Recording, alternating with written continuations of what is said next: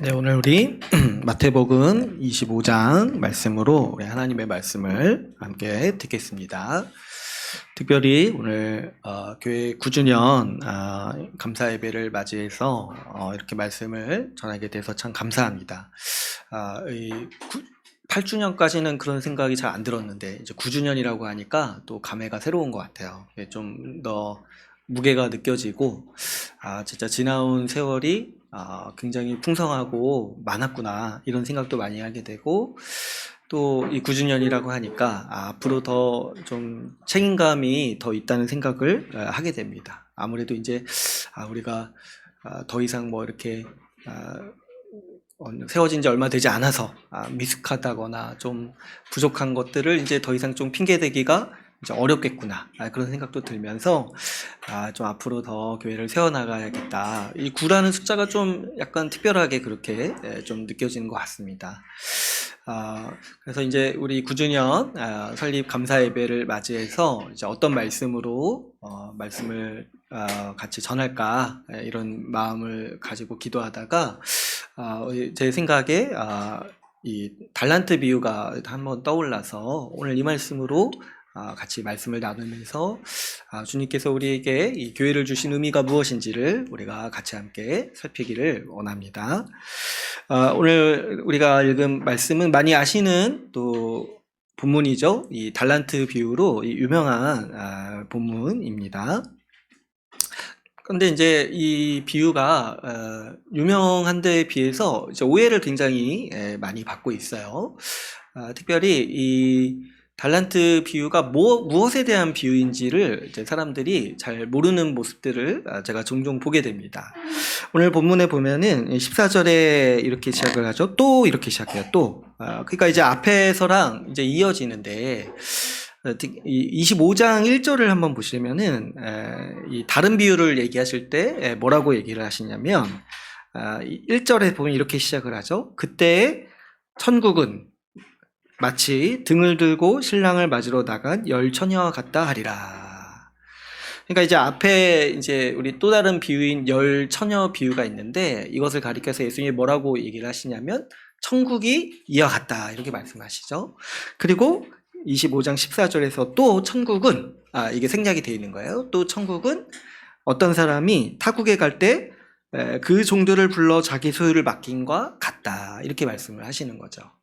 그러니까 이 달란트 비유는 무엇을 예수님이 가르치고자 우리에게 주신 비유냐니까 하나님 나라에 대해서 가르치고자 주신 비유라는 거예요. 참 이렇게 흥미롭게도 이 복음서에 등장하는 대부분의 비유는 사실 천국에 대한 비유예요. 하나님 나라에 대한 비유. 하나님 나라가 이렇게 예수님이 말씀하실 때 임했다고 하는데, 이제 사람들 눈에는 이렇게 잘 안 보이니까 예수님이 비유를 통해서 애써서 이 하나님 나라에 대해서 가르치고자 하신 거죠. 그래서 그 중에 이제 유명한 비유 중에 하나가 이 달란트 비유예요. 그래서 오늘 본문의 25장에서는 세 가지 비유가 이렇게 연달아 나오는데, 이 세 가지 비유가 공통점이 있는데 뭐냐니까 이 하나님 나라에 대한 비유인데, 하나님 나라의 어떤 특성을 특별히 이제 얘기를 하냐니까 주님이 다시 오신다는 거예요. 주님이 다시 오신다. 그러니까 이 공통점이 있어요. 세 가지 비유의 공통점이. 그래서 이제 이 주님이 다시 오시기 때문에 우리가 이 땅을 살아가고 하나님 나라를 받아들일 때 아주 이 독특한 삶의 양식이 생긴다는 것을 이 하나님께서, 예수님께서 특별히 이 비유를 통해서 말씀을 하고 계시는 거죠.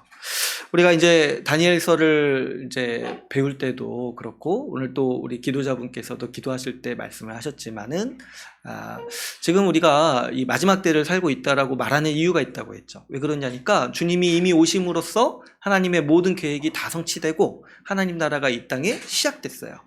그런데 이제 그것으로 끝나는 것이 아니라 예수님이 다시 오실 때 하나님 나라가 완성된다고 하죠. 그래서 우리가 이제 유명한 표현으로 이미와 아직 사이를 우리가 살고 있다. 하나님 나라가 이미 이루어지고 성취되었지만은 아직 완성되지 않은 시기를 우리가 살아가고 있다라고 우리는 말씀을 통해서 이렇게 이해를 하고 있는 거죠. 그래서 오늘 우리가 읽은 본문 이 말씀은 주님이 다시 오시기 때문에 우리가 어떤 인생을 살아가는가, 우리가 어떤 시간을 살아가는지에 대해서 예수님은 가르치고 계시는 거예요. 우리가 이 구도를 이해하는 것이 굉장히 중요합니다. 이 구도를 이해할 때 우리가 살고 있는 시대를 이해할 수 있을 뿐만 아니라 또 우리 인생도 지금 이 구조 아래서 살아가고 있는 거잖아요. 하나님 나라가 이미 임했지만 주님의 다시 오심을 기다리고 있는 이 시기를 우리 인생이 살아가고 있는 거잖아요. 그러니까 우리가 인생을 잘 살기 위해서는 이 구도가 우리한테 어떤 의미가 있는지를 잘 살펴야 돼요. 그래서 이를 위해서 예수님이 이 부분을 가르치기 위해서 비유로 말씀하신 본문이 오늘 이 달란트 비유라는 것을 우리가 이해할 필요가 있습니다. 그래서 달란트 비유는 뭐에 대한 비유라고요? 하나님 나라에 대한 비유. 특별히 주님이 다시 오시기 때문에 우리에게 어떤 일이 발생하는가에 대해서 주님은 이 비유를 통해서 우리에게 말씀을 하고 계십니다. 그래서 오늘 이 비유를 이제 좀 보면은 14절에 이렇게 보면 이렇게 말씀을 하세요. 타국에 갈 때 그 종들을 불러 자기의 소유를 맡긴 것 같다. 하나님 나라가. 그래서 어떻게 하십니까? 15절에 보니까 각각 그 재능대로 이제 5달란트, 2달란트, 1달란트를 주셨다. 주인이 이렇게 줬다라고, 종들에게 줬다라고 이렇게 말을 하고 있습니다. 이게 이제 무엇을 의미하냐니까 하나님 나라가 이미 임했다라는 거예요. 하나님 나라가 이미 임했다. 주님이 함께 하셔서 그 주님의 풍성함을 누리게 하셨고, 그래서 그 주님의 풍성함을 이렇게 누리게 하신 것을 달란트를 줬다라는 것으로 이렇게 우리가 좀 이해를 할 수가 있어요. 근데 이제 어떤 일이 앞으로 있을 거냐니까 주님이 승천하신다는 거예요. 주님이 다시 가신다는 거예요. 그래서 주님이 잠시 떠나시면서 어떤 일을 하시는 거예요? 자기의 소유를 각각 그 종들에게 맡기신다는 거예요. 근데 이제 그게 끝이 아니라 앞으로 다시 오실 것이다라고 예고를 하고 있는 거죠. 그래서 지금이 이런 상황이라는 거를 우리는 성경 전체 본문 말씀을 통해서, 특별히 다니엘서 말씀을 통해서도 이해했고, 복음서는 이에 대해서 더 많이 얘기하겠죠. 주님이 이제 승천하시니까. 그래서 이제 우리가 지금 살고 있는 시대가 어떤 시대냐니까 이 주님의 소유를 맡아서 지금 주님이 다시 오시기까지 기다리고 있는 그런 시기라는 거예요. 근데 이제 여기서 우리가 좀 이해하고 넘어가야 되는 거는 이제 제가 이제 중간중간에 좀 말씀을 드리겠지만, 이 비유가 오해를 많이 받는 것 중에 하나가, 요즘 우리가 이 말씀을 읽을 때 눈에 들어오는 거는 뭐냐면, 왜 주님은 왜 누구에게는 5달란트 주고 누구에게는 2달란트 주고 누구에게는 1달란트 주시냐, 불공평하다, 이런 이제 이미지를 자꾸 우리가 가지고 본문을 보게 되는 거예요. 그렇죠? 우리한테는 이게 좀, 요즘 시대한테는 이게 약간 이슈가 되다 보니까, 그죠? 이 본문을 볼 때마다 왜 주님은 왜 이렇게 차별하시지? 왜 불공평하시지? 이런 게 이제 눈에 들어온다는 거죠. 그랬을 때 뭐 이렇게 그렇게 봐도 뭐 좀 배울 수 있는 지점은 있기는 할 것 같은데, 그런데 이제 본문에서 말하고자 하는 바는 그런 게 아니라는 거예요. 왜 그러냐면, 이 본문을 자세히 보면은 그게 이제 달란트가 어느 정도의 그 재산인지를 우리가 오해하기 때문에 벌어지는 오해라고 저는 생각이 들어요. 이제 달란트가 이제 어느 정도의 이 금액이냐니까, 여기서 보면은 이제 금이라고 돼 있잖아요. 그죠? 금 5달란트 이렇게 돼 있잖아요. 근데 이제 1달란트가 금으로 환산하면은 금 몇 킬로냐면은 42.5kg이라고 해요. 1달란트가 42.5kg. 근데 이렇게 얘기하면은 좀 어느 정도인지 좀 감이 잡히시나요? 여러분 이제 금 모르겠어요. 1kg도 제가 안 가지고 있어봐가지고 42.5kg 그러면 어느 정도 값어치인지 우리가 잘 모르잖아요. 근데 이제 금이라는 게 또 그때 그 지금 우리가 그 금값이 많이 왔다 갔다 한다 하잖아요. 이제 근데 이렇게 좀 이렇게 많이 바뀌어서 좀 약간 우리가 추상적일 수 있는데, 그 당시에서 이 성경 시대 당시에만 하더라도 금 1달란트가 환산을 하면은 6,000데나리온이에요. 6,000데나리온. 근데 이제 1데나리온이 보통 우리가 쉽게 계산할 때 그 당시 이제 임금 받는 노동자들이 하루 받는 품삯이라고 우리가 생각을 하죠. 그렇게 이제 이해를 하죠. 그러니까 1데나리온을 그 당시 하루 일당으로 생각을 했는데 1달란트가 6,000데나리온이라는 거예요. 그러면 1달란트는 한 20년 정도의 임금 노동자가 모으는 돈이라는 거예요. 아무것도 안 쓰고. 그러니까 한 달란트는 어마어마한 재산이죠. 더 이제 좀 직관적으로 하면 여러분 그러면 하루 임금이 어느 정도인가 생각을 했을 때 그냥 쉽게 계산하려고 하면은 한 10만 원 정도라고 한번 생각을 해보면 1데나리온이 10만 원이면 1달란트는 얼마예요? 산수죠, 이것도. 이게 제가 복잡해서 계산을 해왔는데 6억이에요, 6억. 한 달란트가. 그러니까 이제 한 달란트, 왜 저 사람은 5달란트 주고 저 사람은 2달란트 주고 왜 이 사람은 한 달란트밖에 안 줬습니까? 이렇게 말할 수가 없는 거예요, 여러분. 저 같으면 어떻게 하겠냐니까 한 달란트도 너무 감사합니다 이렇게 말을 하겠어요. 왜냐니까 이 한 달란트도 그 당시 일반적인 사람들이 평생 볼 수 없는 재산인 거예요. 평생 볼 수 없는 재산. 그러니까 이제 아마도 우리가 이 달란트라는 이 화폐 단위를 좀 낯설기 때문에 우리 눈에는 왜 누구는 5개 주고 누구는 2개 주고 누구 1개 주고 이게 들어오는데 사실은 그 당시 사람들에게는 이런 거죠. 어떻게 이렇게 후하게 주시냐. 이렇게 볼 수가 있는 거예요. 제가 보기에 아마도 우리 옛날에 뭡니까? 주일학교 때 달란트 시장 이런 거 하셨어요? 그죠? 달란트 시장 같은 거 해가지고 달란트 화폐 가치를 낮게 보는 것 같아요. 저는 그런 거 하면 안 된다 생각합니다. 차라리 데나리온 시장 이런 거 해야지. 어떻게 지금 한 달란트 어마어마한 억 단위 가지고 지금 애들이랑 시장놀이 하는 거잖아요. 이거 좀 약간 반성경적인 지금 교육 방법이라고 생각이 들어요. 아무튼 이제 우리가 그 달란트에 대한 화폐 가치를 오해하기 때문에 좀 이 본문을 볼 때 약간 오해가 많은데 이 본문이 의미하는 건 그런 거죠. 지극히 작은 자에게도 하나님 나라는 풍성한 복을 주신다는 거예요. 누구나 주인과 함께 있을 때 한 달란트를 받는다는 거예요. 누구나 아무리 지극히 작은 자라도 하나님 나라에 들어갔을 때 이미 임한 하나님 나라를 누릴 때 그 이전과 비교도 할 수 없는 풍성한 복을 누린다라는 게 이 본문에서 좀 이걸 주요하게 얘기하고 있는 건 아니지만 우리 본문에서 좀 유추할 수 있는 게 하나님 나라의 모습인 것이죠. 그러니까 이 달란트 비유는 가장 전제되는 거는 이 하나님 나라에 들어가면서 우리가 그전과는 비교도 할 수 없는 풍요로움을 누린다. 아무리 부족하고 아무리 작은 자라도 한 달란트 누린다는 거예요. 이전과 비교할 수 없는 풍족함을 누린다는 거예요. 근데 이제 본문에서 주요하게 얘기하고자 하는 바는 이 달란트를 받은 사람들의 반응에 대해서 얘기를 하고 있죠. 그래서 이제 5달란트 받은 사람, 2달란트 받은 사람은 비슷하게 행동해요. 그 돈으로 장사를 해가지고 각각 2배의 이윤을 남겼다라고 말하고 있습니다. 그런데 이 한 달란트 받은 사람이 한 일은 뭐예요? 그 땅을 파가지고 그 주인의 돈을 거기다 감췄다라고 말씀을 하고 있습니다. 그렇게 이제 시간이 갔는데, 그러고 나서 이제 19절에 보면 어떤 일이 벌어집니까? 이 오랜 후에 어떤 일이 일어나요? 주인이 돌아왔다라고 얘기를 합니다. 근데 그 주인이 돌아오는 날은 무슨 날이에요? 19절에 보니까, 결산하는 날이라는 거예요. 결산하는 날. 이 비유가 말하고자 하는 바가 뭐냐니까 우리 주님이 다시 오신다 했잖아요. 주님 다시 오시는 날이 우리에게 무슨 의미냐니까 결산하는 날이라는 거예요. 결산하는 날.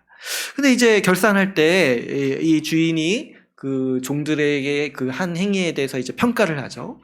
근데 이제 우리가 살펴봤지만 5달란트 받은 사람이나 2달란트 받은 사람에게 동일한 칭찬을 하시고 동일한 상을 줍니다. 그래서 이렇게 반복해서 나오는 말씀이 있죠. 잘하였도다. 착하고 충성된 종아. 내가 적은 일에 충성하였음에 내가 많은 것을 내게 맡기리니 내 주인의 즐거움에 참여할지어다. 본문에서 이 말씀이 2번 반복되죠. 그러니까 이것도 이 본문의 주제가 된다는 거예요. 이 말씀. 우리 주님이 어떤 분이시냐니까 작은 일에 충성한 자에게 더 많은 것을 주신다는 거예요. 그러니까 우리 주님은 풍족하신 분이죠. 풍성하시고 자비로우신 분이죠. 세상에 5달란트, 2달란트 이미 많이 주셨잖아요. 근데 그 일에 충성한 것을 가지고 내가 적은 일에 충성하였으니까 내가 더 많이 주겠다 이렇게 말씀을 하시는, 부유하시고 풍부하시고 얼마나 자비로우신지, 그 정말 큰 그 일을 그것도 한 것도 사실 주인의 그 몫을 가지고 한 거잖아요. 근데 그것을 기뻐하시고 그것을 가지고 내 주인의 즐거움에 참여할지어다 이렇게 말씀하시는 거예요. 그래서 이 말씀을 보고 우리 주님이 어떤 분이실지 생각해 보면 우리 주님은 주시는 걸 기뻐하시는 분이라는 거예요. 주시는 거.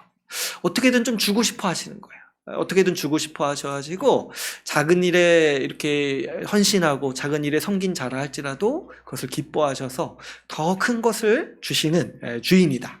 그런 주님이시다. 이런 말씀으로 우리가 이해할 수가 있겠습니다. 더 크고 풍성한 상을 받는다라는 것을 우리가 기억할 필요가 있어요. 작은 일에 충성했지만 우리 주님은 어떤 분이세요? 많은 것을 주신다는 거예요. 이와 같이 여러분, 완성된 하나님 나라, 우리 주님이 다시 오실 때 어떤 일이 일어나냐니까, 우리가 아무리 이 땅에 살면서 적게 충성하고 좀 이렇게 우리가 아둥바둥 살면서 정말 애써서 했다 할지라도, 정말 어떻게 보면은 작은 성과를 이루는 인생이라 할지라도 우리 주님은 그것을 기뻐하시고 크게 보시고 더 큰 복을 더하신다. 하나님 나라가 임했을 때, 완성됐을 때. 그래서 우리가 이 결산하는 날을 기쁨으로 우리가 기대하고 소망할 수 있도록 우리 주님은 우리에게 상 주시는 분이라는 것을 우리가 이 말씀을 통해서 알 수가 있습니다. 그런데 오늘 본문에서 우리가 주목해서 보는 것은 이 1달란트 받은 사람에 대한 이 주님의 평가죠. 이 1달란트 받은 사람이 이 1달란트 받은 사람은 어떻게 행동을 하냐면, 이 주님이 다시 오셨을 때 자기가 이제 나아가서 자기가 한 일에 대해서 이제 고백을 해요. 자기가 이 주인이 주신 돈을 땅에 묻어두었다 이렇게 고백을 합니다. 그랬을 때 여러분, 오늘 우리가 읽은 본문 말씀에서 26절에서 30절까지를 보면은 주인이 이 종에 대해서 아주 심하게 책망하는 모습을 우리가 볼 수가 있습니다. 그리고 책망할 뿐만 아니라 심판도 하죠. 어떻게 심판을 합니까? 1달란트 빼앗아서 10달란트 가진 자에게 주라. 그래서 뭐라고 말씀을 하세요? 있는 자는 받아서 풍족하게 되고 없는 자는 그 있는 것까지 빼앗기리라. 이렇게 이제 말씀을 하시는 거예요. 근데 이제 이게 뭐냐니까, 우리 이 30절, 이 무익한 족을 바깥에 내쫓아라 이렇게 말씀을 하시잖아요. 그러니까 이게 무슨 말이냐니까, 하나님 나라에 들어가는 사람과 하나님 나라에 들어가지 못하는 사람이 이와 같다는 거예요. 이와 같다는 거예요. 완성된 하나님 나라에 들어가지 못하는 사람은 어떤 사람입니까? 이미 가지고 있던 세상의 복도 다 빼앗기는 사람이라는 거예요. 그러나 하나님 나라에 들어간 사람은 어때요? 이미 그 완성된 하나님 나라에 들어간 사람, 이미 임한 하나님 나라의 복을 누리고 있지만 거기에 더해서 더 충만한 복을 누린다는 거예요. 그러니까 이거는 주님은 왜 이렇게 불공평하시냐 이런 얘기를 하려는 게 아니라, 하나님 나라가 완성됐을 때 우리 가운데 벌어지는 일에 대해서 지금 말씀을 하고 있는 것이죠. 그래서 이제 이 비유는 하나님 나라의 임함이 이와 같다라고 우리에게 말씀을 하고 있습니다. 그래서 이 1달란트 받은 사람은 어떻습니까? 주인이 떠났을 때도 하나님 나라를 온전히 누리지 못하고, 주인이 다시 왔을 때는 그 나라에서 완전히 제외되는 그런 이제 아주 비극을 겪게 되는 것이죠. 그래서 이 본문에서는 아무래도 이제 이 1달란트 받은 사람에 대해서 주님이 교훈하시려고 이 말씀을 주셨다는 것을 우리가 이해할 수 있죠. 왜 주님은 이 말씀을 주셨을까 했을 때, 그래서 우리는 이를 살피기 위해서는 이 1달란트 받은 사람이 이제 왜 이런 행동을 했을까를 좀 곰곰이 우리가 심사숙고해 볼 필요가 있겠습니다. 그랬을 때 이제 여러분도 한번 생각해 보시면, 왜 이 1달란트 받은 사람은 자기가 받은 그 재산을 다른 사람들처럼 이윤을 남기려고 장사하지 않고 그것을 땅에 묻어뒀을까? 이렇게 우리가 한번 좀 생각해 볼 필요가 있겠어요. 그랬을 때 이제 아무래도 이제 오늘날 이제 좀 이렇게 본문을 좀 우리 문화에 맞춰서 읽으시는 좀 분들은 아마도 좀 그런 생각을 좀 하실 것 같아요. 이 한 달란트 받은 사람이 약간 좀 비교의식에 휩싸여가지고 내지는 이제 좀 열등감이 생긴 거예요. 저 사람은 5달란트 주고, 저 사람 2달란트 주고, 난 1달란트밖에 안 줬냐. 그래가지고 삐져가지고, 1달란트 묻어뒀다는 거예요. 설득력이 있죠. 저도 이제 일리가 있다고 생각하고, 저도 이제 옛날에 이 본문을 읽을 때 좀 그렇게 받아들였던 것 같아요. 옛날에.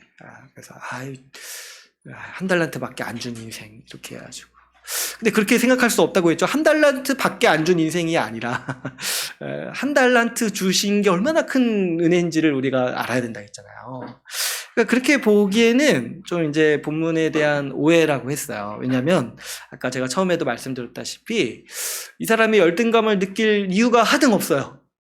1달란트도 이미 우리 사람이 평생 볼 수 없는 큰 돈인 거예요.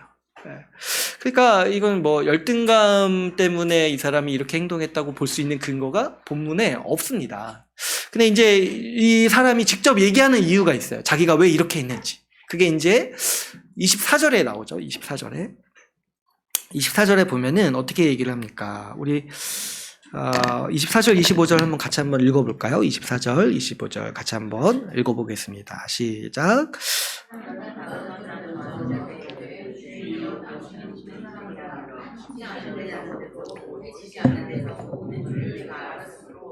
두려워하여 나가서 당신의 달란트를 땅에 감추어 두었나이다. 보소서 당신의 것을 가지셨나이다. 이 자기가 왜 이렇게 감추었는지에 대해서 이 종이 그 이유를 직접 얘기를 하는데 24절에서 25절까지 그 이유에 대해서 얘기를 하죠. 주요한 이유는 이제 뭐냐니까 무서웠다는 거예요. 그래서 이제 24절에 보니까 이 주인에 대해서 얘기를 하는데 주인이여 당신은 굳은 사람이다 이렇게 얘기를 해요. 굳은 사람. 이 굳은 사람이라는 게 이제 무슨 말인가 좀 싶을 수 있는데 이 한글에 우리나라 말로는 약간 좀 쓰지 않는 표현이라서 이제 좀 오해가 있을 수 있는데 영어로 하면은 이제 하드하다는 거예요. 이제 제가 그러니까 실제 영어 성경에서 하드맨이다 이렇게 번역을 하더라고요. 그걸 이게 고지고대로 이제 지역해가지고 굳은 사람이다 이렇게 하는데 보통 이제 그렇게 표현하는 사람은 어떤 사람입니까? 굉장히 엄격하고 가혹한 사람을 표현할 때. 그러니까 좀 번역할 때 약간 당신은 엄격한 사람입니다. 아니면 가혹한 사람이다. 이렇게 번역을 하면은 좀 받아들이기 쉬운데 굳은 사람이라니까 이게 무슨 말인가. 이게 좀 오해하기가 쉽죠. 그러니까 어쨌든 당신은 가혹한 사람이다. 이렇게 이제 하는 거예요. 그 다음에 이제 이어서 하는 말도 있죠. 24절에 보니까 심지 않은 데서 거두고 해치지 않은 데서 모으는 줄을 내가 알았으므로. 이게 무슨 말이냐니까 이거는 이제 거둔다는 게 뭐예요? 추수한다는 거잖아요. 근데 이제 심지 않은 데서 추수했다. 그러니까 이제 뭐예요? 남의 이윤을 착취하는 사람이라는 거죠. 그러니까 이제 이 종은 주인을 굉장히 악한 사람으로 생각을 하는 거예요. 가혹하고 엄격할 뿐만 아니라 남의 이윤을 착취하는 사람이다. 이렇게 이제 주인을 이렇게 생각을 한 거예요. 그래가지고 어떻게 합니까? 두려웠다는 거예요. 두려웠다. 그래서 어떤 면에서 두려웠냐니까 먼저는 이렇게 생각해 볼 수 있죠. 이 사람이 엄격하고 가혹한 사람이니까 내가 혹시 이거 가지고 장사하고 어떻게 이렇게 했다가 원금 손해보면은 이 책임을 다 나한테 뒤집어 씌울 사람으로 생각을 했다는 거예요. 엄격하고 가혹한 사람이니까. 또 이런 면에서도 두려웠다는 거죠. 이 사람은, 이 주인은 남의 이윤을 착취하는 사람이라는 거예요. 그러니까 이 사람 내가 보기에는, 이 종이 보기에는 내가 이 돈 가지고 이렇게 나가서 장사하고 성공을 거두면 그거는 나한테 하나도 이득이 안 되고 그 주인이 다 가져갈 거 아니냐는 거예요. 그러니까 자기는 이 돈 가지고 했다가 얼마나 헛수고하는 겁니까? 이거 가지고 성공하고 해서 했을 때 나는 그 유익을 하나도 못 누리고 주인이 다 뺏어갈 거니까 그런 면에서 이 종은 두려웠다는 거예요. 내가 손해봤을 때 나에 대해서 가혹하게 할까봐 두려웠고 나에게 책임을 물을까봐 두려웠고 내가 이익을 봤을 때는 어때요? 내 모든 성과를 이 주인이 가져갔을까봐 두려웠다는 거예요. 그래가지고 이 종이 한 선택이 뭐예요? 그냥 땅에 묻어뒀다는 거예요. 땅에 묻어뒀다는 거예요. 이게 이제 이 한 달란트 받은 종이 왜 이 돈을, 큰 돈을, 재산을, 주인의 재산을 땅에 묻어놨는지에 대한 본문에서 밝히는 이유입니다. 주인이 두려웠다는 거죠. 그랬을 때 이 주인은 이 종에 대해서 그래서 이제 평가를 하죠. 어떻게 이제 평가를 하냐면 26절에 보시면 이르되 악하고 게으른 종아 이렇게 평가를 합니다. 악하고 게으른 종아. 그렇죠, 여러분. 이 종이 하는 말을 들으니까 우리도 딱 들을 때 어떻습니까? 정말 약간 답답하지 않습니까? 어떻게 이렇게 주인에 대해서 이렇게 싸그리 다 이렇게 주인을 악하다고까지 얘기하는 거잖아요. 지금 이제 왜 너가 내 돈을 이렇게 함부로 이렇게 관리했냐 하니까 지금 종이 하는 말이 뭐예요? 당신이 악하니까 내가 이렇게 행동했다는 거잖아요. 그죠? 그러니까 이 주인이 이렇게 종에 대해서 얘기할 때 이 악하고 게으른 종아 이렇게 얘기를 합니다. 악하고 게으른 종아. 그렇죠, 여러분. 이 종은 악하죠. 지금 어때요? 주인이 자신에게 한 달란트라는 큰 재산을 맡겼는데 그 맡긴 선의를 보지 못하고 오히려 주인이 악하다고 지금 도리어 욕하고 평가하는 거잖아요. 자신에게 한 달란트 맡긴 그 주인을 악하다고 얘기를 하는 거예요, 지금. 그리고 또 이 신분이 어떤 존재입니까? 종이잖아요, 종이면서도 주인의 재산을 함부로 관리하는 거예요. 여러분, 이 종이 만약 이 달란트를 자신의 것이라고 생각했다면 그 돈을 가지고 땅에 묻었겠냐는 거예요. 종이면서도 주인을 욕하는, 그리고 그 주인이 한 달란트라는 큰 재산을 줬음에도 그 주인을 악하다고 말하는 이 종의 태도를 가리켜서 이 주인은 악하다라고 평가를 하고 있는 것입니다. 또 결정적으로 이 주인은 이 종에 대해서 게으르다고 평가합니다. 그죠? 악할 뿐만 아니라 어리석고 게으르다는 거예요.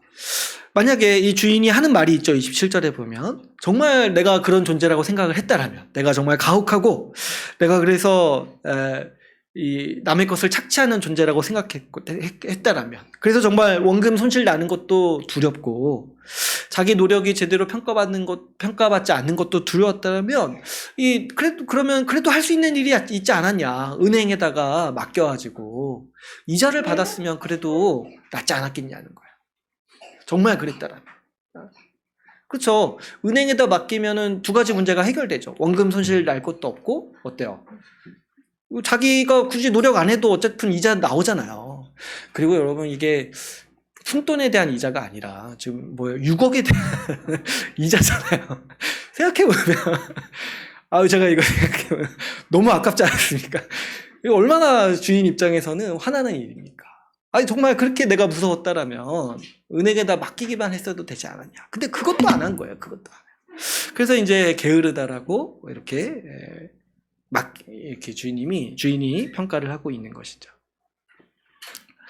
은행에 맡기면 원금 손실도 안 나고 자기가 별다른 수고를 하지 않아도 되었을 텐데 그마저도 하지 않았다는 겁니다. 아마도 이 종은 이 재산이 자기 것이 아니라서 함부로 여기고, 또 내지는 주인이 오지 않을 거라고 생각을 했던 것 같아요. 주인이 오지 않을 거라고 생각하니까 자기도 이 돈에 대해서 그냥 잊어버리고 싶었던 거죠. 그래서 함부로 관리했어요. 함부로 내동댕이 치고 돌보지도 않았어요. 근데 이제 막상 주인이 오고 나니까 핑계댈 것이 없는 거예요. 핑계댈 것이 없어서 뭐라고 얘기합니까? 주인이 악하기 때문에 내가 이렇게 행동했다라고 변명하고 있는 것이죠. 어찌 보면 이 사람은 게으른 거예요. 게으르고 자기 게으름을 변명하기 위해서 주인을 악한 자로 치부합니다. 그렇기 때문에 이 주인은 이 종에 대해서 악하다라고 이렇게 평가를 하고 있는 것입니다. 그래서 이 악함과 게으름이 굉장히 밀접하게 연관되어 있는 모습을 우리가 보게 돼요. 그러니까 상호 이렇게 표현할 수 있을지 모르겠지만 상호 보완되죠. 악하기 때문에 게으르기도 한데 또 어때요? 게으르기 때문에 악하기도 한 거예요. 그랬을 때 여러분 우리는 이 비유를 보면서 우리의 좀 삶을 좀 설계하고 우리가 어떤 지금 시간을 살아가고 있는지를 좀 통찰할 수 있어야겠습니다. 여러분들은 이 비유를 읽으시면서 어디에 감정이 좀 이입이 되나요? 아마도 이제 제가 생각하기에 대부분의 분들은 좀 한 달란트 받은 사람한테 이제 좀 동감할 수 있을 것 같아요. 이 주님도 좀 이런 태도에 대해서 좀 경계하기 위해서 이 말씀을 주신 거니까요. 근데 이제 이 사람에게는 이제 이 사람의 감정이입하는 사람의 그 여러 동기가 있어요.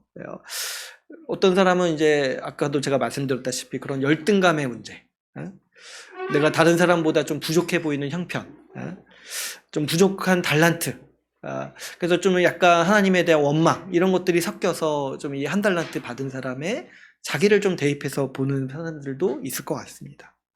그런데 제가 반복해서 말씀드리지만 이 비유는 지금 누구는 몇 달란트 받았고 누구는 몇 달란트 받았다 이런 얘기를 하는 것이 아니라 우리에게 주어진 시간과 우리에게 주어진 자원이 어떤 의미인지에 대해서 우리에게 말씀을 하고 있는 것입니다. 우리는 이 비유에서의 같이 지금 어떤 시간을 살아가고 있냐니까 주님이 다시 오시기까지 기다리는 시간을 우리가 살아가고 있다는 거예요. 주님이 다시 오기까지. 그런데 그런 마냥 이제 기다리는 것이 아니라 어떤 시기냐니까 주님이 다시 오시기까지 주님이 주신 달란트를 받아서 맡아서 관리하는 때라는 거예요. 지금이.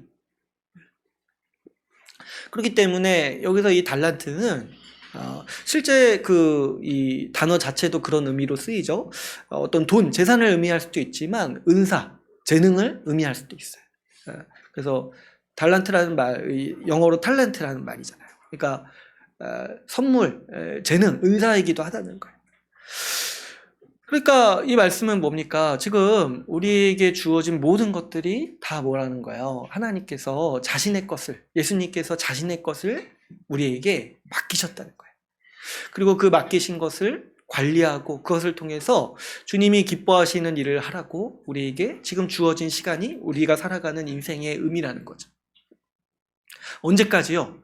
결산한 날이 올 때까지, 주님이 다시 오실 때까지 우리는 주님이 우리에게 주신 재산과 재능과 우리의 자원들을 사용해서 우리 주님이 기뻐하시는 일들을 해나가야 된다라고 우리는 이 말씀을 통해서 우리의 시간과 우리가 가지고 있는 자원의 의미를 이해할 수가 있습니다. 그런데 여러분, 우리가 이 개념, 이 말씀에서 말하고 있는 이 구도를 이해하지 못하면 우리의 삶도 지금 이 오늘 예수님이 말씀하시는 악하고 게으른 종처럼 살아갈 수 있다는 거예요. 악하고 게으른 자. 그래서 우리는 이 악하고 게으른 종이 어떤 실패를 겪었는지, 왜 이렇게 행동했는지를 마음에 깊이 새겨야 돼요. 그랬을 때 제가 이 본문을 좀 더 묵상하면서 든 생각이, 아니 어떻게 보면 우리는 이 악한 종보다 더 악한 종으로 남을 수 있는 위험도 있다는 거예요. 왜 그렇습니까? 이 사람은 여러분 그래도 이 주님이 주신 한 달란트가 자기 것이 아니라 주인인 것인 줄 알아가지고 그것을 보존하긴 했잖아요. 그죠? 근데 이제 우리 가운데 있는 가장 큰 오해와 착각 중에 하나가 뭐냐면, 주님이 주신 건데, 우리 예수님의 것을 우리가 받았는데 그것이 자기 것이라고 하는 착각인 거예요. 자기 것이라고 착각하는 그런 어리석음이 우리 가운데 있을 수 있다는 거예요. 그래서 어떻게 살아갑니까? 자기에게 주어진 시간, 자기에게 주어진 재능과 자기에게 주어진 재산, 이런 것들을 다 그냥 자기를 위해서 탕진해버리는 거예요. 아니 어쩌면 지금과 같은 이 탐욕의 시대는 어떤 시대냐니까 자기에게 주어진 것 이상으로 자기한테 써요.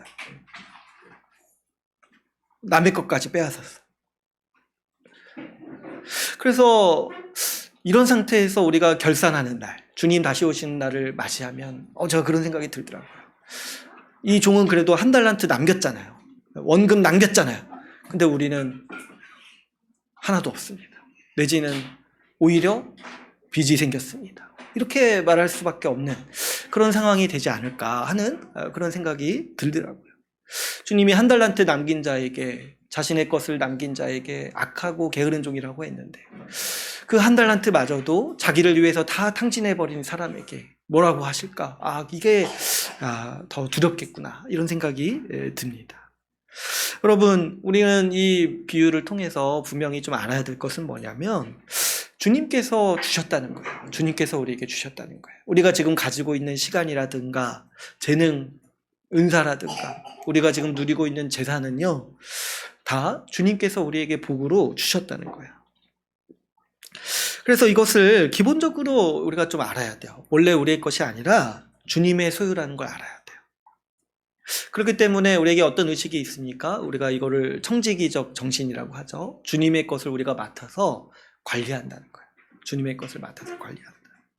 그래서 우리가 어떻게 써야겠습니까? 우리에게 주어진 달란트를 우리 주님의 기뻐하시는 뜻을 위해서, 주님의 즐거움을 위해서, 주님의 사역을 위해서, 주의 기쁨을 위해서 사용해야겠다는 의식이 우리한테는 항상 있어야 된다는 거예요. 물론 주님은 우리에게 쓰라고도 하셨습니다. 그러나 이것이 기본적으로 주님의 것이라는 것을 우리가 알 때, 우리는 나 자신을 위해서, 내 가족을 위해서 다 쓰는 것이 아니라 이 재물과 달란트의 목적이 우리 주님을 위한 것임을 알고 주의 사역과 주의 나라와 주의 교회를 위해서 사용해야 하는 것이 우리 주님께서 우리에게 모든 자원들을 주신 목적에 합당한 의미라는 것을 우리는 분명히 알 수가 있습니다. 그러므로 여러분, 우리는 항상 생각해야 돼요. 우리의 인생을 어떻게 사용해야 되는가. 우리에게 주어진 모든 것이 내 것이 아닙니다. 내 것이 아니라 주님의 것이에요.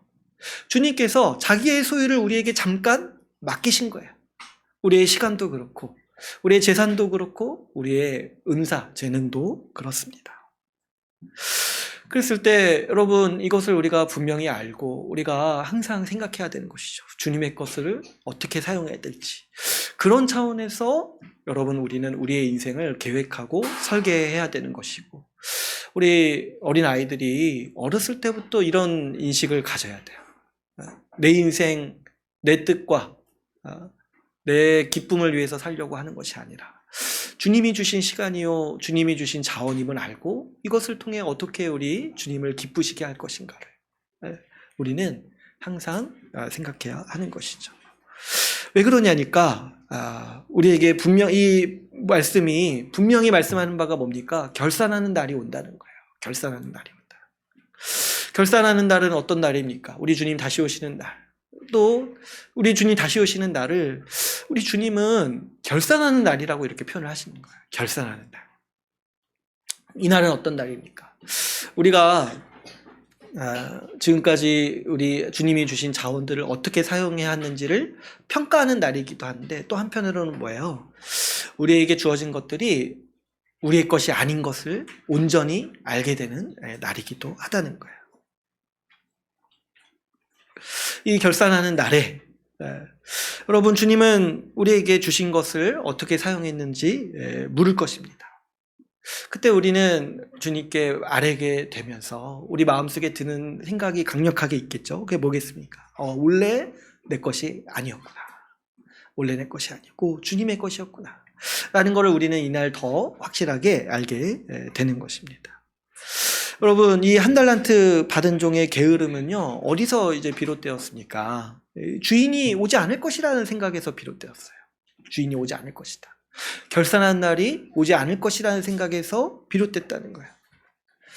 마찬가지로 우리도 생각을 해봐야 돼요. 이 결산하는 날이 없다, 주님이 다시 오신다, 이 생각이 없을 때, 우리 삶에 이런 생각들이 문득문득 떠오르지 않을 때 우리에게 쉽게 나올 수 있는 태도가 뭐예요?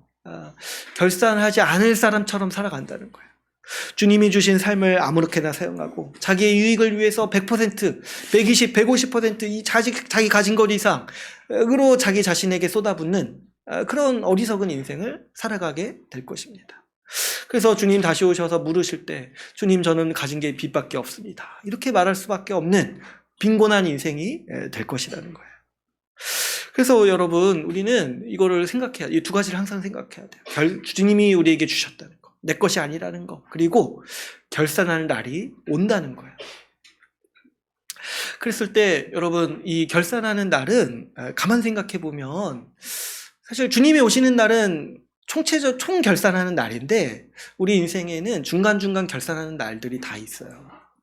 우리 하나님께서는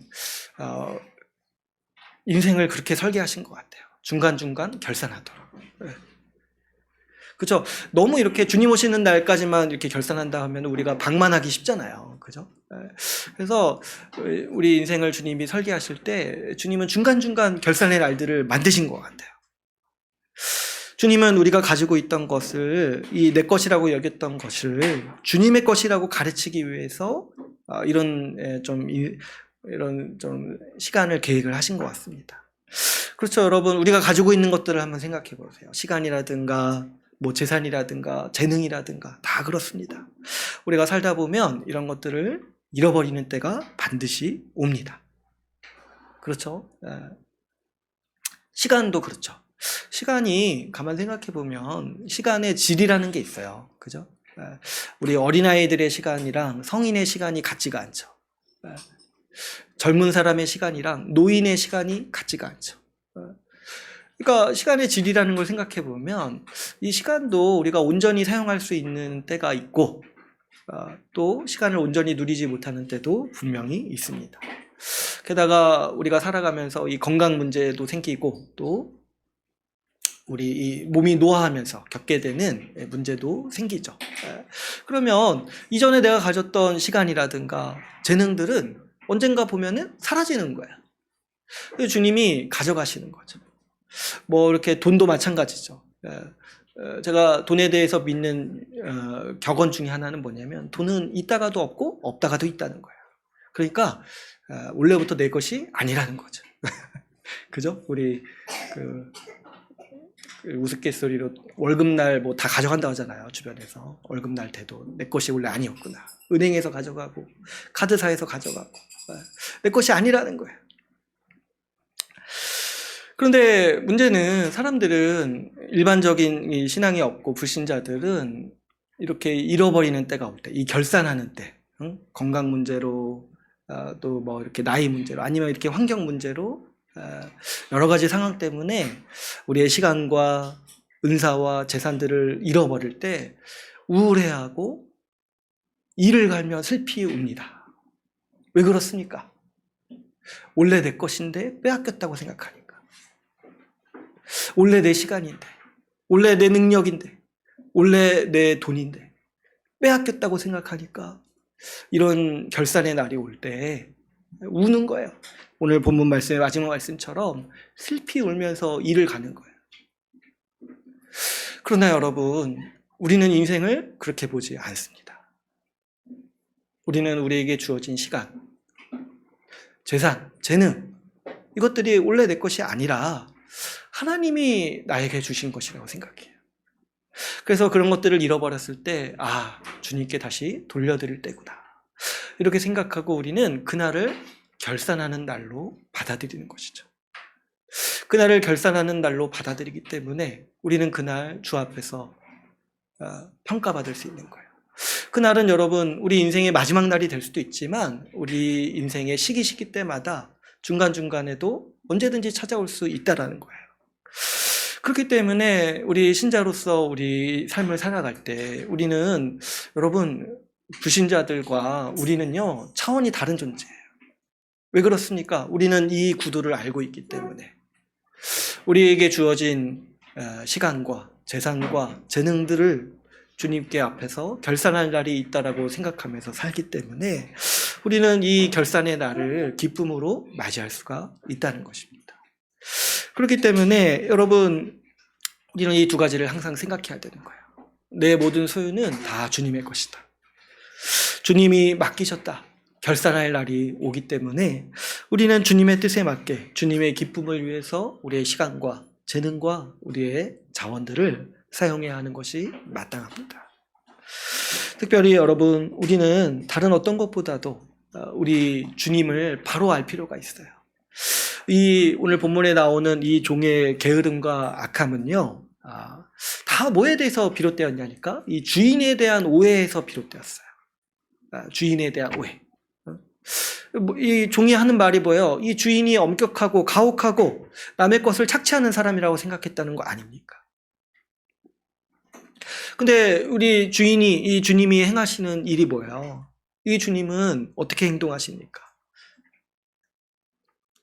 적은 일에 충성한 것을 기쁜 것으로 기쁘게 받아들이고 더 많은 것을 맡기는 사람이에요. 아니, 애초에 후하게 주셨어요. 5달란트, 2달란트, 1달란트. 자기의 것으로 후하게 주셨어요. 또 이 종은 어떻게 여겼습니까? 남의 것을 착취하는 사람으로 여겼습니다. 그러나 어떻습니까? 이 주인은 이 종들이 행한 헌신과 그 작은 충성에 대해서 아주 높게 평가하셔서 더 많은 것으로 풍성하게 보답하시는 그런 주님이시죠. 그랬을 때 이 사람의 악함과 게으름이 이 주인에 대한 오해에서 비롯되었는데 이것이 얼마나 이 주님을, 우리 하나님을 오해하는 태도인지를 우리가 분명히 알고 이해할 필요가 있겠습니다. 여러분, 여기 나오는 주인처럼 우리 주님은 우리에게 후하게 풍성하게 베푸셨습니다. 주님은 우리에게 이미 자신의 소유를 주셨어요. 우리 예수 그리스도의 의와 생명을 우리에게 주셨습니다. 성령을 보내주시고 성령의 은사도 주셨습니다. 뿐만 아니죠. 우리가 살아가는데 필요한 모든 복락을 우리에게 다 더하셨습니다. 거기에 더해서 주님은 우리의 수고를 귀하게 받으시고 그것으로 더 보답하시고 더 상 주시는 분이라는 거지. 우리가 행한 행위와 우리가 행한 섬김을 주님은 기뻐하시고 귀하게 받으십니다. 작은 섬김이라 할지라도 그것을 충성되다고 주님은 여기셔서 더 큰 것을 주시는 우리 주님이시라는 거예요. 그래서 우리는 우리 주님을 반드시 제대로 알아야 돼요. 오해하면 안 된다는 거예요. 악한 주인으로 여기면 안 돼요. 자꾸 적게 주셨다고 생각하면 안 돼요. 1달란트밖에 안 주신 주인이 아니라 달란트 그 금액을 좀 깨달아야 돼요. 달란트 금액을. 마치 우리 오늘날에도 세뱃돈 어린아이들한테 5,000원 주면은 5만 원 한 장 주는 것보다 더 좋아해요. 그런 것처럼. 금액을 좀 이해해야 돼요, 금액. 마찬가지로 주님이 우리에게 주신 그 달란트가 얼마나 큰지를 좀 이해해야 돼요. 그 달란트. 1달란트라고 그 하나에 좀 이렇게 매몰되지 말고 달란트라는 그 단위 자체에 매몰돼야 돼요. 그리스도를 주셨다니까요. 성령을 보내주셨다니까요. 은사의 차이가 있어서 뭐 이렇게 차이는 날 수는 있죠. 그런데 기본적으로 다 달란트를 주셨다는 거예요. 기본적으로. 우리에게 은사를 주시고 성령을 보내주시고 그리스도의 의를 부어주셨어요. 그렇기 때문에 우리 하나님의 나라를 누리는 모든 자들은 지극히 작은 자라도 풍성한 복을 누린다라고 주님은 말씀하십니다. 그러므로 여러분, 우리가 주님으로부터 이미 다 받은 자로 우리는 우리 자신을 여기고, 그런데 이것이 우리의 것이 아니라 주님의 것인 것을 분명히 알아서 우리는 우리 이 선한 주님께 복되시고 풍성하시고 자비로우시고 우리의 작은 섬김까지도 기쁘게 받으실 주님을 위해서 우리는 우리의 가진 것과 우리의 주어진 모든 것들을 우리의 주의 기쁨과 주님을 위해서 사용해야 되는 것입니다. 주님의 뜻대로 우리 지체들을 섬기고 또 교회를 세우는 일에 우리 받은 것들을 온전히 다 사용하고 정말 우리의 시간과 우리의 인생이 우리 주님과 복음을 위해서 교회를 위해서 살았다라고 내 스스로 평가할 사람이 돼야 돼요. 내 스스로 좀 중간점검 결산을 해야 돼요. 내가 내 인생을 가리켜서 뭐라고 평가할 수 있겠습니까? 내가 정말 주를 위해 살았다 말할 수 있는 사람일지, 주님 주신 것으로 주를 위해 살았습니다 이렇게 말할 수 있는지, 아니면 주님 주신 것으로 적당히 나를 위해 살고 적당히 주도 섬겼습니다 이렇게 말할 것인지, 우리는 우리 스스로 우리 자신을 결산해야 하는 것이 마땅합니다. 그런 의미에서 여러분, 이 말씀을 곰곰이 생각해 보면 우리에게 주어진 이 교회도 주님이 주신 달란트라고 할 수가 있습니다. 그렇죠. 주님이 우리에게 맡기신 주님의 것, 바로 교회라고 우리가 볼 수가 있는 거죠. 그래서 주님의 몸된 교회이기 때문에 우리가 귀하게 여기고 주님의 것이기 때문에 더 가꾸고 섬겨야 되는 것이 마땅합니다. 그런 의미에서 지난 9년을 되돌아보면은 정말 우리 여기 계신 모든 분들이 모두가 교회를 아끼고 자기 가진 것으로 섬겨왔다라고 저는 생각합니다. 우리가 가진 여러 한계와 어려움이 있죠. 뭐 제가 그걸 모르겠습니까? 우리가 다 직장 생활도 하고 어린 아이도 키우고 또 얼마나 또 고됩니까? 우리 한국 땅에서 직장 생활 한다는 게. 그러나 그럼에도 불구하고 할 수 있는 최선을 다했다라고 저는 생각을 해요. 그래서 우리 교회가 이 9년을 이렇게 성장해오고 또 버텨왔기 때문에 우리 교회에 속한 이들을 도울 수 있었고, 또 교회가 이렇게 서 있기 때문에 교회로 말미암아서 교회에 속한 이들이 복을 누릴 수 있었다라고 생각을 합니다. 또 우리 자라나는 아이들을 보면은 우리 아이들이 교회를 얼마나 행복해하고 좋아하는지 몰라요. 그런 거 보면은 참 주님이 큰 복을 우리에게 더하셨구나. 우리의 작은 충성을 사용하셔서 주님이 우리가 생각할 수도 없고 이룰 수도 없는 큰 복을 우리에게 주셨다는 것을 우리가 저는 더 확신하게 됩니다. 우리 모든 분들의 헌신과 수고에 우리 주님께서 너그러우시고 풍성하시고 자비로우신 우리 주님께서 더 큰 복으로 앞으로도 보답하실 것을 우리는 확신할 수 있습니다. 그런데 여러분, 우리가 이 본문 말씀을 보면서 우리가 여기서 멈추지 말고 우리가 결산하는 날이 있음을 생각하고 우리가 후회가 남지 않도록 우리는 지금 이 시간들, 이 교회와 함께하는 시간들을 더욱더 충성되게 사용해야 하는 것이 마땅합니다. 저는 이제 저 스스로도 이 결산을 스스로 좀 하는 편이에요. 그래서 좀 나중에 후회가 뭐가 될까 많이 궁금하게 생각합니다. 나중에 뭐가 후회가 될까.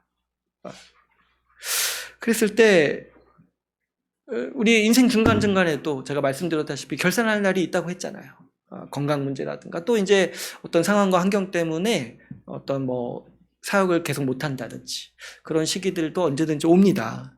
그럴 때 뭐가 가장 후회로 남을까 자주 생각하는 편이에요. 그런데 이제 제 개인적으로는 이제 뭐가 가장 후회가 남냐니까 제가 원래 못하는 거였는데 못하는 거는 그렇게 후회가 안 되더라고요. 그거는 가끔 후회가 되긴 하지만 그렇게 생각해요. 그때로 다시 돌아가도 똑같았을 것 같아요. 그때 그 행동은.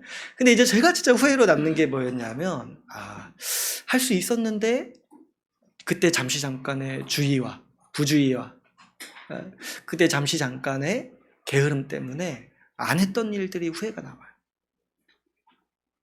뭐 결과 때문에 후회가 남는 건 거의 없어요. 뭐 그거는 어쩔 수 없잖아요. 제가 한 달란트 받았는데 뭐 주님이 2달란트 요구하시는 게 아니잖아요.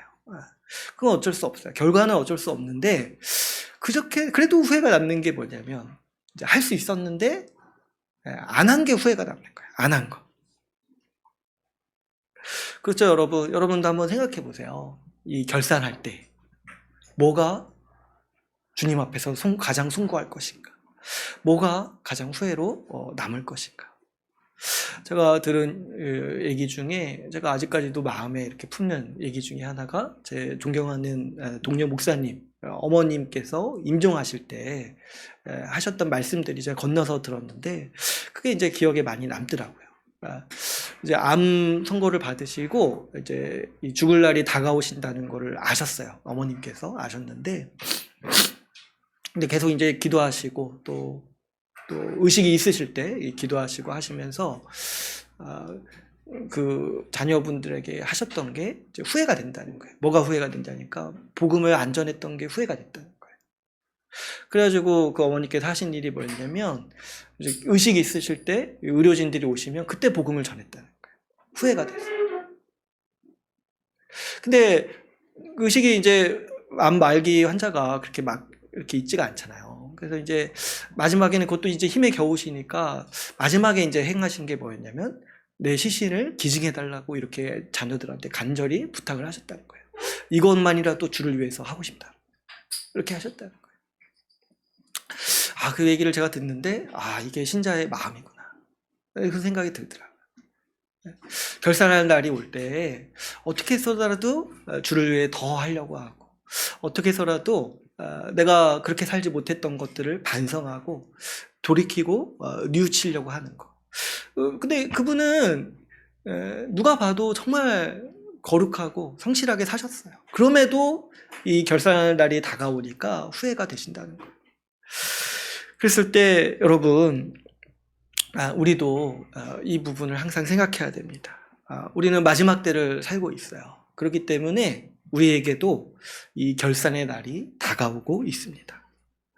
그랬을 때 여러분, 우리에게 이 결산할 날은 마지막 날이 아니라 우리가 기쁨으로 준비해야 되는 날이에요. 우리 주님께서 뭐라고 얘기하십니까? 우리 21절, 23절, 내 주인의 즐거움에 참여할지어다. 이 결산할 날, 주님께 우리가 기쁨으로 주를 행한 일을 아뢰면서 주님이 우리에게 상 주시고 복 주시고 주님이 그것으로 우리에게 더 큰 것을 맡기실 것이기 때문에 우리는 그날을 기쁨으로써 고대하고 기대하면서 살아갈 수가 있는 것이죠. 그렇기 때문에 여러분, 우리는 이 비유를 알고 우리 인생을 설계해야 됩니다. 우리 주님 주신 교회를 우리는 땅에 묻어둘 수 없는 거예요. 나와 상관없이 어떻게든 돌아갈 거라고 생각할 수 없는 거예요. 우리 모두가 우리 주님 주신 달란트를 가지고 우리 주님 주신 교회를 섬기고 또 교회의 성숙과 부흥을 위해서 우리가 모두가 힘쓰기를 바랍니다. 그래서 우리가 이 교회를 섬김으로 우리 주인의 즐거움에 참여하는 우리 복된 인생 다 되기를 간절히 소망합니다. 오늘 말씀을 마치고 같이 또 우리 성찬을 위해서 우리 말씀을 가지고 기도하는 시간 갖겠습니다.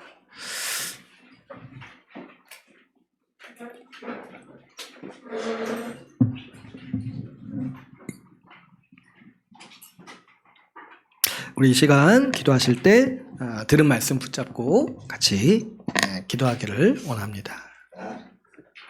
오늘 들은 말씀처럼 두 가지 기억하면서 살아가게 해달라고 기억하십시다.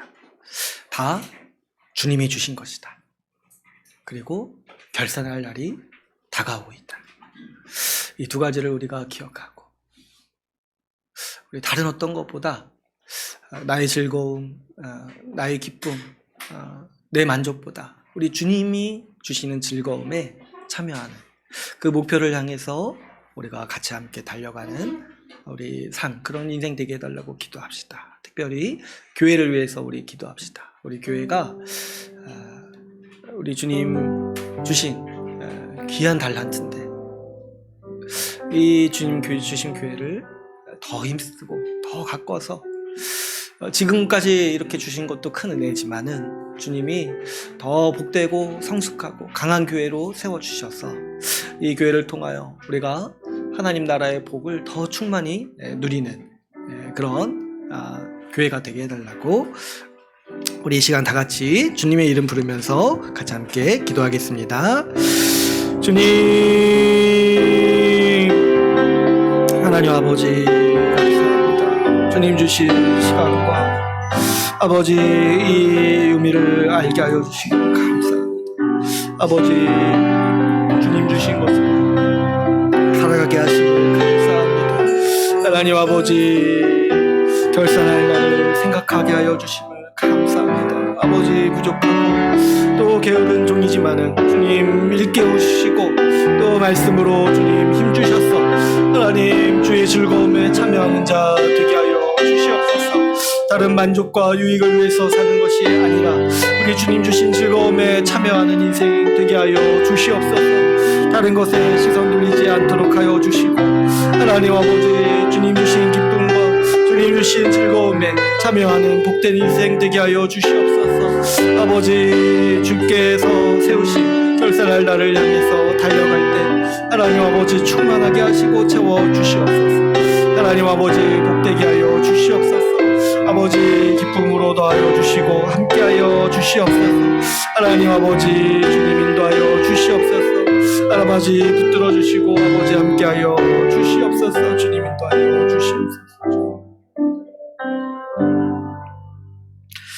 우리 성찬을 위해서 주기도문으로 식기도를 드리겠습니다. 하늘에 계신 우리 아버지, 아버지의 이름을 거룩하게 하시며 아버지의 나라가 오게 하시며 아버지의 뜻이 하늘에서와 같이 땅에서도 이루어지게